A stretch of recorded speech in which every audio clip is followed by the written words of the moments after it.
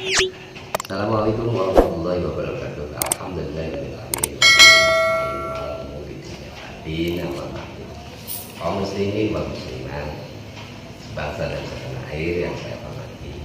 Saya dipilih untuk membimbing video ini, yaitu bertujuan untuk supaya kita saling saling menghargai pendapat satu sama yang lain.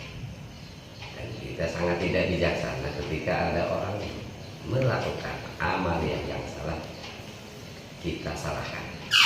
Dalam arti amal seseorang menunjukkan kepada kualitas ilmunya. Jangan kita memaksakan seorang yang mempunyai ilmu SD untuk mengamalkan ilmu SMA. Itu kita sangat tidak bijaksana. Terkecuali kalau kita ingin mereka mengamalkan ilmu SMA, kasihlah ilmu SMA agar supaya mereka bisa mengamalkan. Jangan kita salahkan, karena menurut logikanya siapa orang yang ingin berbuat salah? Yang pertama, intinya hukum Islam tidak ada yang beda. Dari mana sih tidak ada perbedaannya? Mari kita kupas dari awal. Yang pertama, arkanuddin, salah satu rukun agama itu ada 3. Yang pertama, iman. Iman dibahasnya di ilmu tauhid. Inti dari pembahasan ilmu tauhid itu yaitu membahas sifat 20. Wajib di Allah 20, mustahil di Allah 20, wewenang di Allah 1. Jadi membahas apa ilmu iman yang 50. Apa fungsi ilmu tauhid? Yaitu untuk mengatur segala amal yang batin, tidak berbicara kecil. Jadi hanya mengurusi batin. Nah, rujukannya kemana? Rujukannya itu ke Imam Askariyah dan Imam Maturidiyah yang disebut Ahlus Sunnah wal Jamaah. Yang disebut Ahlus Sunnah wal Jamaah itu yaitu fi'lul ikhtiyari fi'lullah. Segala bentuk ikhtiar kita yaitu adalah pekerjaan Allah. Kullun min Allah ilallah bila. Tapi itu ada dalam hati, bukan urusan doa. Nah, di dalam bab iman kita haram taklid, itu hanya sebagai perbandingan siapapun orangnya. Dalam hatinya memberi tekad segala bentuk ikhtiar kita adalah pekerjaan Allah, itu yang disebut Ahlus Sunnah wal Jamaah. Ahlus Sunnah wal Jamaah bukan urusan doa, tapi urusan batin. Sumbernya dari mana? Sumbernya dari Quran dan hadis. Jadi Quran hadis apa? Ya, Quran hadis itu sumber, bukan hukum, tapi sumber hukum. Itu rukun agama yang pertama. Rukun agama yang kedua, Islam. Islam dibahasnya di ilmu fikih. Inti dari ilmu fikih membahas ahkamul khamsah, wajib, haram, sunnah, makruh, khilaful aula, mubah, terus apalagi sahih, batal, rukhsah, azimah. Itulah fikih. Maksud diadakan ilmu fikih itu untuk mengatur seluruh amaliyah dohir, tidak berbicara batin. Itu fungsi ilmu fikih. Kemana rujukannya? Rujukannya ke mazhabul arba'ah, Abi Hanifah, Imam Malik, Imam Syafi'i, Imam Ahmad bin Hanbal. Dari mana sumbernya? Dari hadis dan Quran. Nah, di dalam ilmu fikih diwajibkan taklid. Wajib taklid di dalam bab ilmu fikih. Terserah mau taklid ke Abi Hanifah, mau ke Imam Malik, mau ke Imam Syafi'i, mau ke Imam Ahmad bin Hanbal. Yang penting harus satu qadiyah, dalam arti satu paket. Contoh, syarat sah sholat harus dari Imam Syafi'i. Syarat wajibnya, wajib wajibnya pun syarat wajibnya harus dari Imam Syafi'i. Rukun wudhunya, pembatalan wudhunya dari Imam Syafi'i. Rukun sholatnya, pembatalan sholatnya harus dari Imam Syafi'i. Itulah satu kode, satu paket. Kalau rukun wudhu dari Imam Malik, pembatalan sholat, rukun sholatnya dari Imam Syafi'i, itu hukumnya talqeh, haram, tidak boleh. Itu rukun yang kedua. Yang ketiga, rukun agama adalah ihsan. Ihsan itu dibahasnya di ilmu tasawuf. Inti pembahasan tasawuf itu yaitu membahas tawadu, membahas takabur, membahas ikhlas. Nah itu adalah ilmu tasawuf. Ilmu tasawuf itu, maksud diadakan ilmu tasawuf itu yaitu perpaduan antara ilmu tauhid dengan ilmu fikih. Lahirnya nanti ke fadilatul amal, keutamaan amal. Gitu. Kemana hasadnya, kemana rujukannya, yaitu ke Imam Junaid al-Baghdadi. Dari mana sumbernya? Dari hadis dan Quran. Kita lanjut kepada prosedur tata tertib hukum Islam. Yang pertama Quran, yang kedua hadis, yang ketiga ijma, yang keempat adalah kias. Yang berhak mengambil hukum ke Quran dan hadis yaitu adalah ijma alias mazhab yang empat. Pertanyaannya, kenapa mazhab hanya ada empat? Apakah ulama yang hidup di abad tersebut cuma 4 orang, cuma 4 ulama? Sedangkan ulama yang hidup di abad tersebut itu bukan 4 orang, ratusan bahkan ribuan. Tapi kenapa yang menjadi mazhab hanya 4? Dikarenakan ada persyaratan. Kalau saja tidak ada persyaratan, secara otomatis ulama yang hidup di abad tersebut semua menjadi mazhab, semua bisa ke Quran dan hadis. Nah, perlu kita ketahui bahwa kita harus membedakan mana pribadi, mana jabatan. Jelas ini beda, hukum untuk pribadi dengan hukum untuk jabatan. Contoh, ada jabatan jahit pribadi, ada jabatan dokter. Ketika jahit membawa jabatan dokter, jangankan melihat perempuan, memegang perempuan yang bukan mahramnya pun itu diperbolehkan. Yang penting ada persyaratan, harus ada mahram. Itu jabatan.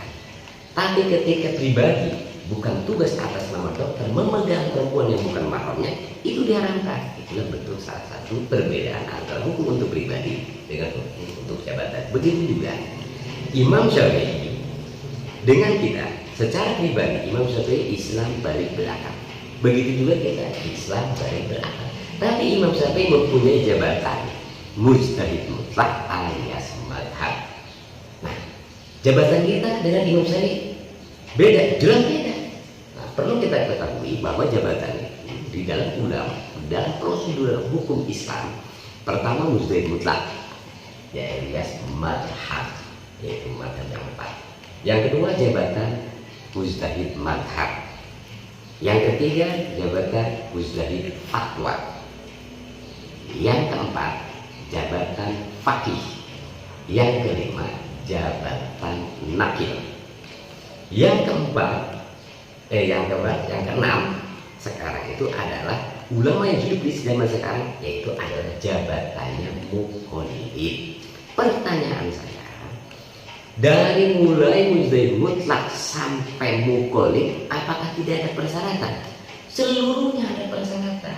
Mau menjadi mujtahid mutlak ada persyaratan, mau menjadi mujtahid madhab ada persyaratan, mau menjadi mujtahid fatwa, mau menjadi fikih faqih, mau menjadi fikih nakil, berikut kita muqallid, semua ada persyaratan. Apa bedanya ketika ada orang ingin menjadi abdi?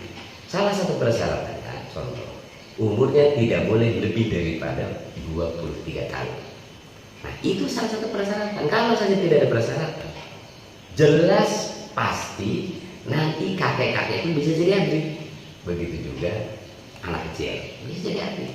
Nah, ini pun sama. Apa sih persyaratan muqallid? Nah, Ini yang mesti kita ketahui semua. Jangan sampai ada orang membicarakan hukum tapi tidak sesuai dengan persyaratan membicarakan hukum, memfatwakan hukum. Intinya itu. Hukum tidak ada yang beda. Seluruh hukum Islam itu baik di setiap mazhab Imam Syafi'i, Imam Malik, Imam Ahmad bin Hanbal berikut Abi Hanifah tidak ada yang beda. Setiap satu mazhab. Kenapa saya mengatakan tidak ada yang beda? Dikarenakan yang berbeda itu bukan hukum. Contoh begini, saya tadi bilang susunan hukum itu Quran, hadis, ijma dan qiyas. Quran hadis itu yaitu Allah dan Rasul itu adalah amir. Amir itu yang merintah. Kalau ada yang merintah, mana bentuk perintahnya? Bentuk perintahnya itu yaitu adalah wajib, haram, sunnah, makruh, mubah, khilaful aula, sahih, batal, rukhsah, berikut ajmah. Itulah bentuk perintah Allah. Di mana dibahasnya? Di ilmu fikih. Ilmu fikih itu adalah bentuk perintah Allah yang sudah diketuk palu dan benar, tidak ada permasalahan sedikit. Seluruh kita bikin, ratusan bahkan ribuan kita bikin, tidak ada yang salah. Semuanya benar. Pertanyaannya, kenapa bentuk perintah Allah kok diperdebatkan? Ibarat begini, hakim ketika sidang bukan sibuk baca undang-undang, tapi sibuk mempertanyakan kronologis. Undang-undang ini sudah jadi, sudah disahkan oleh negara. Begitu juga ini ilmu fikih. Ilmu fikih ini sudah disahkan, sudah jadi, dan semuanya sudah benar, tidak ada yang salah. Jadi dari mana sisi perbedaannya? Yang berbeda itu yang diperintah. Kan tadi Allah dan Rasul itu amir yang merintah. Mana bentuk perintahnya? Wajib, haram, sunat, makruh, mubah. Lantas siapa yang diperintah? Yang diperintah itu adalah orang Islam, balik, dan berakal. Disitulah yang berbeda-beda. Islam dan berakal itu secara pribadi. Nah, nanti dari orang Islam balik berakal, ada yang alim, ada yang jahil, ada yang pintar, ada yang bodoh, ada yang kaya, ada yang miskin. Kan seperti itu.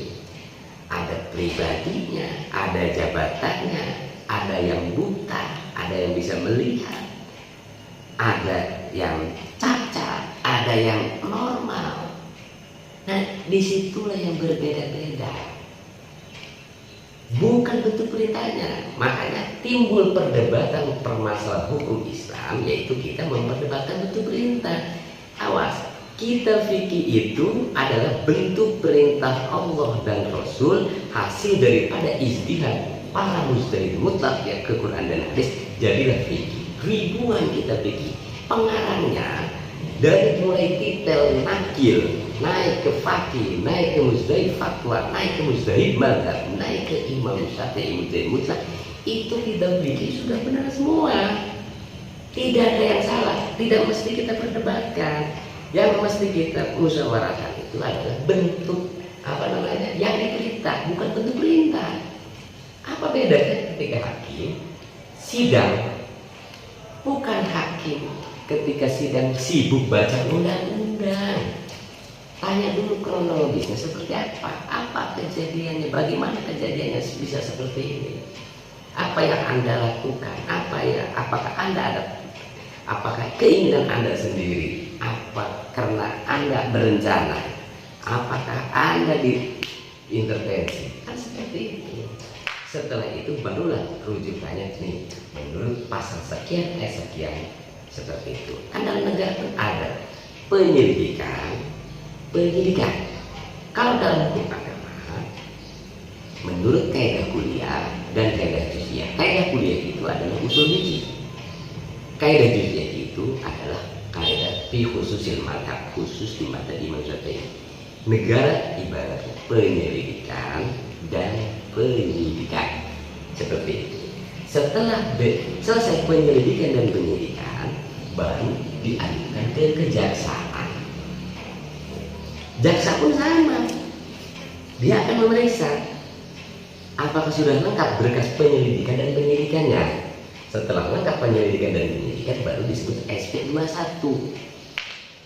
Agama pun sama. Contoh begini, ada orang dari daerah Cagasari, Kabupaten Pandeglang, Banten, bepergian ke daerah Garut. Di perjalanan di kota Bandung dia jatuh sakit. Ketika sakit tiba ke rumah sakit, diponis oleh dokter tidak boleh menyentuh air. Nah, pertanyaannya, apakah boleh melakukan tayamum? Jadi begini, kalau ada air mutlak tidak diperbolehkan tayamum. Bagaimana kalau tidak ada air mutlak? Maka diperbolehkan tayamum. Itu tayamum yang timbul dari hukum azimah. Kalau ada air mutlak tidak boleh tayamum. Nah, kalau tayamum yang dari hukum rukhsah itu, kalau ada air mutlak maka diharamkan tayamum. Ini ada air mutlaknya, tapi dia bertayamum boleh. Dikarenakan apa? Dikarenakan kondisinya sakit. Itulah hukum rukhsah. Bertayamum dikarenakan tidak ada air mutlak, bertayamum dikarenakan sakit, itu beda. Itu menurut penyelidikan, menurut kaidah kuliahnya. Nah, penyelidikannya, awal pemberangkatan dari daerah Cagasari ke Garut, beliau bertujuannya mau apa? Apa bersilaturahim, apa mau kasar, apa mau bayar hutang. Ketika ditanya, beliau mau refreshing, bermaksiat, maka tidak diperbolehkan tayamum. Karena rukhsah itu menurut kaidah juz'iyah, ar-rukhsatu la tunatu bil ma'asi. Rukhsah tidak boleh diperkaitkan dengan maksiat. Maka sholat tanpa wudu, tanpa tayamum sah karena sholat, definisi sholat ini akwal mu'akkal muqtadatun bi takbir wa muqtatamatun bi tasbih. Sholat diawali dengan apa? Beberapa ucapan dari pekerjaan sholat itu diawali dengan baca takbir dan diakhiri dengan salam. Beberapa ucapan dan pekerjaan diawali dengan baca takbir, diakhiri dengan salam. Itulah sholat. Jadi sholat tidak berbicara menutupi aurat, harus suci dari hadas besar dan kecil, karena itu syarat sah. Wudu ataupun tayamum itu syarat sah sholat. Itu pun kalau kita mampu mencukupi persyaratan tersebut, mampu dan ada. Kalau tidak mampu, kalau tidak ada, sholat nggak jadi masalah. Nanti setelah sembuh wajib qodok bagi orang yang sakit timbul dari maksiat. Orang yang sakit bukan timbul dari maksiat, ketika sembuh tidak wajib qodok. Itulah adilnya Allah. Nah, mohon maaf, intinya jangan kita memperdebatkan bentuk ridha Allah. Kita bikin itu adalah dalil, bukan untuk menetapkan hukum, tapi untuk jalan ijtihad kita. Setelah apa? Setelah menyelidikan dan penyidikan. Setelah menerapkan kaidah kuliah dan kaidah juz'iyah. Kan seperti itu. Contoh, ada orang yang bertanya, saya dipaksa untuk menceraikan istri saya, apakah sah tolaknya ketika saya menceraikan? Itu mesti kita selidiki. Yang memaksa siapa? Bentuk paksaannya seperti apa? Dan Anda yang dipaksanya bagaimana? Karena seperti itu. Kalau di kita bahasanya seperti ini, wala yaqau tolakul mukrah bighairi haq. Tidak jatuh tolaknya ketika dipaksa, tapi harus kita meneliti dulu bentuk paksaannya sebatas apa. Ida wujidatis surutul ikrah, terkecuali mencukupi persyaratan mukrah. Bagaimana persyaratan mukrah? Terkecuali seperti dia ditodong dengan pistol, jatuh, tolong saya ceraikan istri kamu. Kalau kamu tidak menceraikan, saya tembak. Ketika dia menjatuhkan tolak, maka tidak jatuh tolaknya, karena mukroh tidak takbir. Itu satu. Nah, kita bikin bahasa. Watajibu qiraatul Qur'ani walau junuban. Wajib membaca ayat Al-Quran sekalipun junub, mempunyai hadas junub. Apakah kita langsung mengamalkan? Tidak bisa, harus menyelidiki dulu. Tadi kan saya sudah bilang bahwa kita fikih wajib, haram, sunnah, makruh, mubah itu sudah benar. Jangan kita perdebatkan ini bentuk perintah Allah. Yang berbeda itu yang perintah. Mukalafnya Islam balik berakalnya, kondisinya bagaimana? Kondisi fisiknya, kondisi waktunya, kondisi tempatnya, pribadinya, pengetahuannya, itu yang mesti kita teliti. Bukan kita bikinnya yang kita perdebatkan. Tadi itu dalil kita. Wajib membaca ayat Al-Quran sekalipun dengan kondisi junub. Maksudnya, mukallaf tersebut ketika mempunyai hadas junub, mau mandi tidak ada air mutlak. Alternatif mandi pengganti dari mandi itu bertayamum. Ketika mau tayamum tidak ada debu.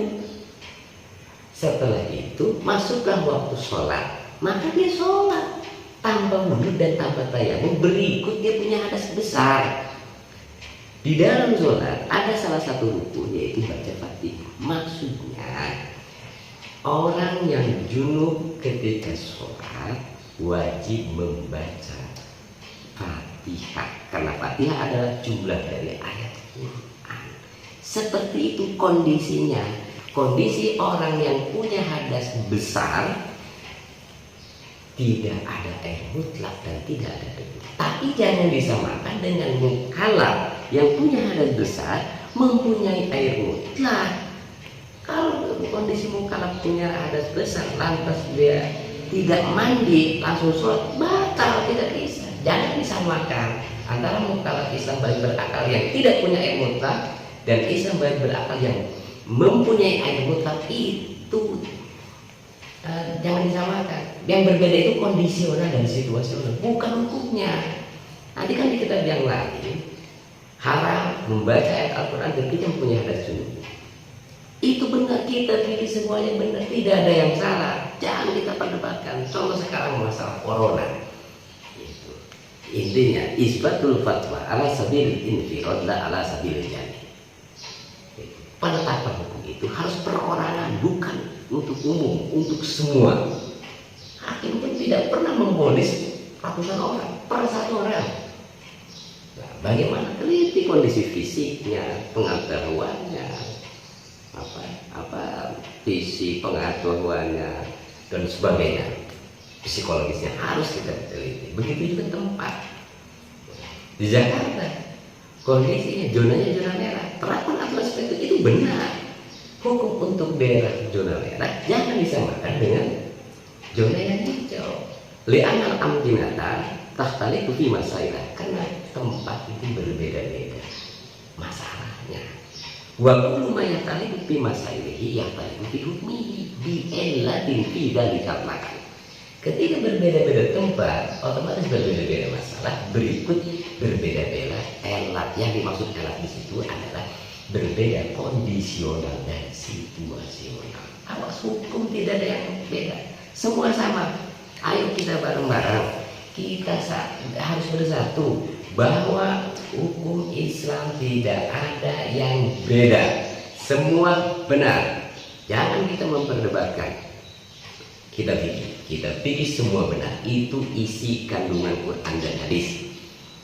Awas, mohon maaf kaum muslimin wal muslimat, kalau ada orang yang menetapkan hukum langsung ke Quran dan hadis, berarti itu mengambil hak dan tugasnya mujtahid mutlak.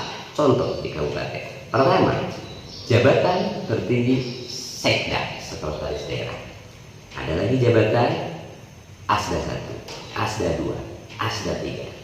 Setelah itu ada kadis. Setelah kadis ada kasih. Kalau kasih mengambil tugas dan jabatannya sekda, secara otomatis itu menyalahi prosedural aturan. Begitu juga jabatan di hukum agama itu ada mujtahid mutlak madhab, jabatan mujtahid madhab, jabatan mujtahid fatwa, jabatan faqih, jabatan nakir. Nah kalau di abad sekarang itu jabatannya hanya muqallid. Muqallid itu menetapkan hukum harus dengan penyelidikan melalui kaidah kuliah. Kaidah kuliah itu penyelidikan. Bagaimana kondisi tempatnya, bagaimana kondisi waktunya, bagaimana kondisi fisiknya, bagaimana pengetahuannya. Apakah dia laki-laki, apakah dia perempuan, apakah dia kaya, apakah dia fakir, apakah dia cacat, apakah dia tidak cacat, apakah dia itu yang berbeda, harus penyelidikan dulu. Setelah itu baru penyidikan kaidah juziahnya. Kan begitu, hukum itu seperti itu. Itulah tugas muqallid sekarang. Bukan muqallid langsung ke Quran dan hadis. Apa bedanya kasih mengambil tugas sekda? Kalau muqallid berbicara Quran hadis berarti muqallid mengambil tugas mujtahid mutlak alias madhab. Nah makanya menjadi muqallid pun ada persyaratan. Yang pertama harus menguasai kaidah kuliah yaitu usul fikih. Yang kedua kaidah juziah yaitu kaidah fi khususil madhab. Yang ketiga mustalah fikih, aturan fatwa di persyaratan. Yang keempat adalah tabaqat kubra. Itulah persyaratan menjadi muqallid. Kalau saja tidak ada persyaratan menjadi muqallid, nanti banyak orang yang hanya semena-mena, hanya membicarakan hukum. Dengan hanya membeli kitab terjemah lalu dihafal, dia bisa membicarakan hukum. Kan begitu. Apa bedanya? Jadi hakim dia hanya beli kitab kuhap lalu dihafal, dia jadi hakim. Itu bisa bahaya tanpa melalui sekolah, tanpa melalui tes propetes, tes layak uji dulu. Ini pun sama. Ketika kiai ataupun siapapun yang memfatwakan hukum itu harus melalui tes layak uji. Apakah dia berhak membicarakan hukum? Apakah dia mempunyai persyaratan menjadi muqallid? Nah, kalau membicarakan hukum tidak mengetahui alat 4 tersebut, apa bedanya menjadi abri dia tanpa persyaratan? Umurnya 50 dia jadi abri. Kenapa? Dia tidak tahu persyaratannya. Yang ada hancur. Begitu juga kita kalau membicarakan hukum agama tanpa ada persyaratan, apa bedanya kita dengan hanya membeli terjemahan kita bisa membicarakan hukum, tapi ini bisa menghancurkan aturan hukum Islam. Begitu. Jadi awas, harus tahu mana ustadz, mana kiai yang layak dipertanyakan hukum.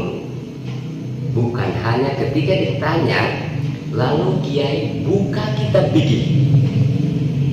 Jangan dulu buka kitab fikih, kita tanya dulu kronologisnya seperti apa. Ibarat hakim ketika ada orang tersangka masuk ke pengadilan, bukan kita langsung sibuk banyak kitab undang-undang. Kita tanya kronologisnya seperti apa, apa yang Anda lihat, apa yang Anda lakukan, apa yang kejadian tersebut, hari apa, jam berapa, segala macam. Itu yang mesti kita pertanyakan. Setelah itu, setelah kita memanggil saksi pendengar, saksi melihat, kan tahapannya ada tersangka, terdakwa, terpidana, baru vonis. Itu pun sama ketika ada orang yang bertanya terhadap kiai, saya seperti ini kemasannya. Nah, Anda pertama melakukan apakah Anda dengan kehendak Anda sendiri, apa ada paksaan, apa ada intervensi dan sebagainya.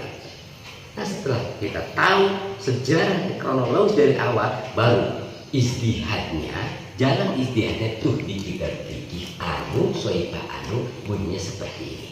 Bukan baca kitab fikih dulu, langsung harus tahu hukum itu ada, orang itu berbeda-beda fisik, beda hukumnya.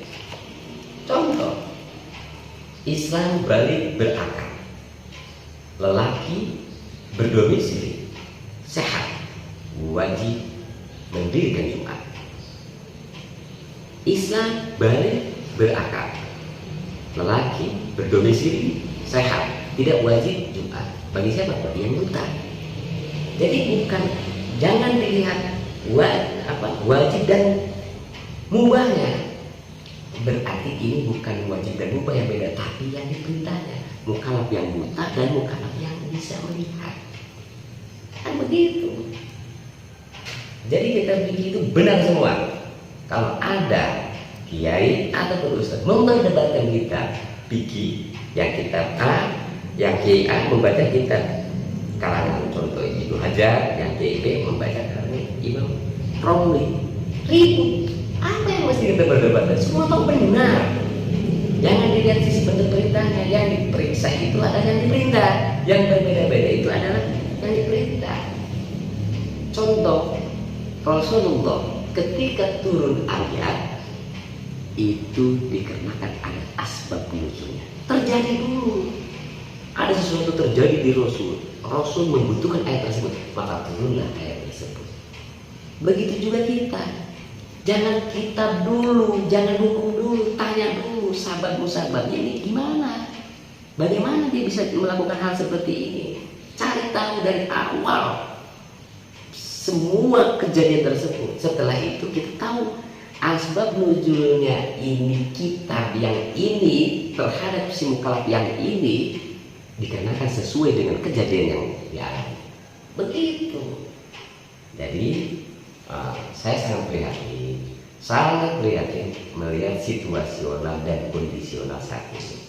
Ketika melihat Kiai A dan Kiai B ribut masalah hukum. Kiai A bawa kitab yang bawa kitab, Kiai B juga sama bawa kitab. Semua memperdebatkan kitab. Loh, ini kan bukan mempertahankan hukum Allah namanya. Memperdebatkan. Seolah-olah ini benar, seolah-olah ini salah. Loh, semua bentuk perintah Allah itu benar. Tidak ada yang salah, tidak ada yang beda itu adalah kondisi. Contoh, sholat fardu diharamkan duduk. Bagi siapa? Bagi yang sehat, bagi yang mampu berdiri. Lantas, bagaimana yang sakit? Kalau sakit, sekalipun duduk diperbolehkan. Hukum haram sholat duduk itu diperuntukkan bagi yang sehat, tapi tidak diperuntukkan bagi yang sakit. Kejadian lain contoh, bagaimana sehat, mampu berdiri, dia orang yang sehat, sholatnya sholat fardu, tapi diperbolehkan dulu. Loh, kenapa? Ini tempat yang beda, karena dia sholatnya di perahu yang kecil. Sekalipun dia sehat, sekalipun sholat fardu, boleh duduk. Nah, itu kan beda kondisional dan situasional. Hukum sekarang haram, belum tentu besok haram. Ingat, masuk waktu duhur jam 12 sampai asar setengah 4. Itu kan dari per setiap jam itu sudah perubahan hukum. Ada waktu fadilah, ada waktu zawaj, ada waktu karohah, ada waktu hurmah. Itu kan per setiap jam aja itu hukum sudah berubah. Itu hukum, ada hukum untuk waktu, ada hukum untuk tempat, ada hukum untuk pribadi, ada hukum untuk jabatan, ada hukum untuk wilayah. Itulah yang berbeda-beda, bukan kita pikirnya. Mohon maaf, kita semua pikir tidak ada yang salah, semua yang benar. Mari kita bersatu, pertahankan ulama salafiyah. Ulama salafiyah adalah ulama fuqaha, alias ulama fikih. Ulama hakikat adalah ulama tauhid. Ulama kholaf adalah ulama tasawuf. Ayo kita sesama muslim muslimah. Mungkin hanya seperti itu saja yang mesti saya sampaikan. Ayo kita bareng-bareng, jangan pernah kita berdebat masalah kita, masalah hukum Islam.